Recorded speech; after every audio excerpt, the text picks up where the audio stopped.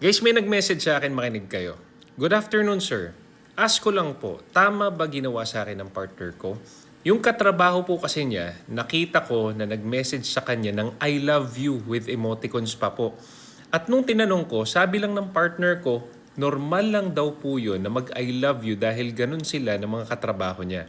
At eto pa, yung same na babaeng nag-I love you sa partner ko, nakita kong suot-suot niya yung jacket ng partner ko. At ang sabi lang din ng partner ko, panglima na daw yun na babae na nagsuot ng jacket niya. Kaya hayaan ko na lang daw. At wala namang problema yun, wag ko na daw i-big deal.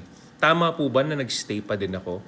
Unang-una, ito yung sinasabi ko guys, na dapat aware tayo. At tandaan nyo, hindi tayo bata para tanggapin yung mga ganitong klaseng rason. Ito yung mga klase ng tao na nahuli mo na nga, wala pang accountability sa mga ginawa nila. Tapos ikaw pa yung pag-iisipin na nag-overthink ka lang. Tapos by the end of the day, ikaw pa yung lalabas na masama. Ikaw ba na nanonood, okay lang ba sa'yo na may nag-I love you sa partner mo? Tapos sasabihin niya na normal lang daw yun sa trabaho? Tapos okay lang ba sa'yo na 5 na yung babaeng nagsusuot ng jacket ng partner mo? At hayaan mo na lang daw dahil okay lang yun. At wala namang meaning yun. Kaya kung kayo nagsistay sa ganitong klaseng relasyon, ganitong klaseng trato ng taong minamahal mo, nasa sa inyo yan kung hanggang saan yung kaya nyo itolerate ng mga pinaggagawa sa inyo ng partner nyo. Ngayon, dun sa tanong na tama ba yung nagstay ako, ikaw lang yung makakasagot niyan. Kasi the fact na binigyan mo siya ng chance, ang need mo na i-consider is yung pag-set ng limitations and boundaries sa partner mo. At dapat malinaw na hindi niya na dapat gawin ulit yun. Kasi kung gagawin niya pa ulit yun, kung gagawa pa siya ng mas worse pa dun, tingin mo, worth it pang magstay? Know your worth. Kasi kung hindi man makita ng partner mo yun, dapat ikaw mismo nakikita mo yun. And make sure you know when to walk away.